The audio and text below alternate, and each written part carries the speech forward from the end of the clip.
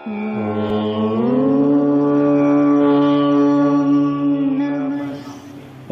श्री गुरुभ्यो नमः। श्री परमात्मने नमः। श्री कामेश्वरी कामेश्वराभ्यां नमः।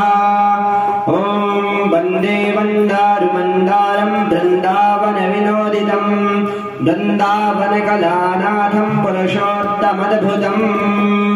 ओम श्री गुरुभ्यो नमः। श्री पुरुषोत्तमाय नमः। अभी तक हमने 11वें अध्याय तक की कथाएं सुनी थी। उसमें यह सुना था कि महादेव से वह ब्राह्मण कन्या वर पा करके प्रसन्न हो जाती है, महादेव की तपस्या के लिए आतुर होती है। आज हम आगे सुनने जा रहे हैं।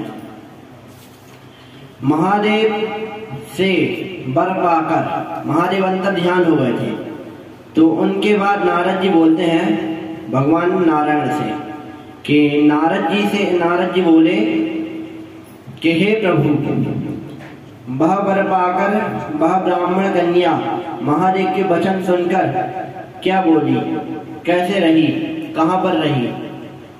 तो उसको ब्राह्मण कन्या को बताने के लिए वह ब्राह्मण कन्या जो है धीरे धीरे सांस ऊपर नीचे होने लगी। उसके बाद उसकी आंखें ऊपर चढ़ने लगी। उसके चेहरे में जो महादेव का दर्शन पाके तेज आया था, वह तेज भी निस्तेज हो गया।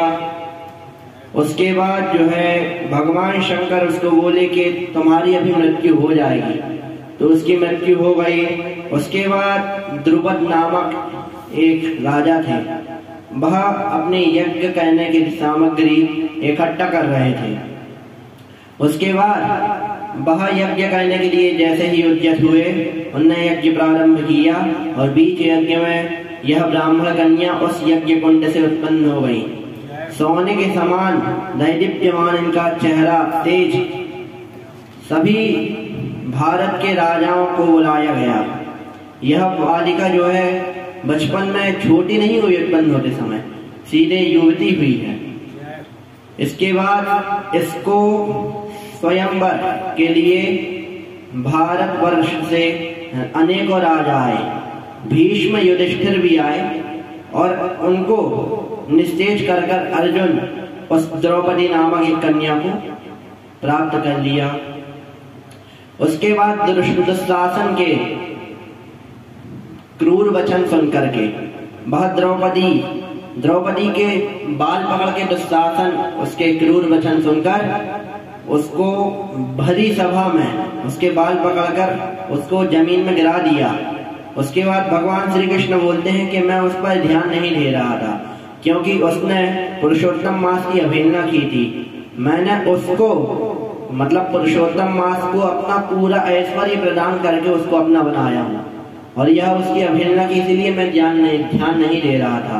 परंतु इसने बारंबार मेरे को याद किया, इसीलिए मैं इसको शरण देने के लिए वैकुंठ लोक से गरुड़ पर सवार होकर यहाँ पर आया। इसके बाद वह कन्या द्रौपदी नामक कन्या कहने लगी, हे प्रभु, आप मेरी शरण में, मैं आपकी शरण में आई हूँ, आप मेरे को क्यों नहीं बचा रहे हैं। भगवान श्री कृष्ण बोलने लगे कि तुम आज से 9000 वर्ष पहले जब दुर्वासा मुनि ने आपसे पुरुषोत्तम मास के लिए कहा था व्रत करने के लिए, ना आपने उस समय व्रत किया और ना ही, और व्रत तो किया नहीं किया वो ठीक है, परंतु पुरुषोत्तम मास की अवहेलना कर दी, इसीलिए आज तुम यह सब भोगत रही हो। उस समय दुर्वासा मुनि ने उनको श्राप भी दिया था, हे देवी, तुम इस जन्म में भोगी हुई या तो अगले जन्म में भोगोगी, लेकिन भोगोगी जरूर। पुरुषोत्तम मास की अवहेलना करना महापाप है। इसके बाद पांडव और द्रौपदी सभी 14 वर्ष के लिए वनवास गए।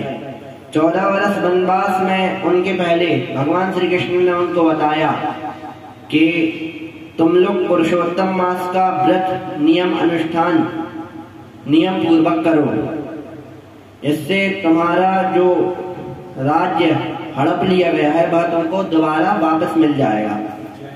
उसके बाद द्रौपदी और पांडव 14 वर्ष के लिए वनवास गए और वहां पर जाकर पुरुषोत्तम मास के आने पर उन्होंने वन में ही यथोपलब्ध सामग्री द्वारा भगवान नारायण का पूजन करना, भगवान पुरुषोत्तम का पूजन करना शुरू किया। और उसके बाद 14 वर्ष बाद जब वो वापस आए तो उनको यथावत जैसा उनका राज्य था वह राज्य उनको प्राप्त हो गया। इसी प्रकार भगवान श्री कृष्ण बताते हैं कि ऐसे ही एक और राजा थे, उनका नाम सुधन्वा था। सुधन्वा जी का राज्य जो है उनसे हड़प लिया गया था। तो उसके बाद उन्होंने जो है पुरुषोत्तम मास का व्रत किया। पुरुषोत्तम मास के व्रत करने के बाद 1 महीने बाद उनको उनका राज्य दोबारा वापस मिल गया तथा उनकी प्रजा भी उनकी जैसे पहले ही इज्जत करती थी वैसे ही करने लगी। इसी प्रकार आज का अध्याय यहीं पे विराम देता है और आज की कथा यहीं पे संपूर्ण होती है। कल इतने ही समय फिर से यहीं पर कथा शुरू करेंगे गुरुदेव महादेव के आशीर्वाद से। इसके बाद अब थोड़ा राम नाम का संकीर्तन। श्री राम जय राम जय जय राम। श्री राम जय राम जय जय राम। श्री राम जय राम जय जय राम। श्री राम जय राम जय जय राम। श्री राम जय राम जय जय राम। श्री राम जय राम जय जय राम। श्री राम जय राम जय जय राम। श्री राम जय राम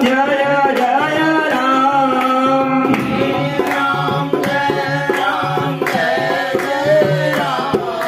धर्म की अधर्म का प्राणियों में विश्व का गौ माता की गौ हत्या सत्य सनातन धर्म की कामेश्वर महादेव की परमहंस गंगा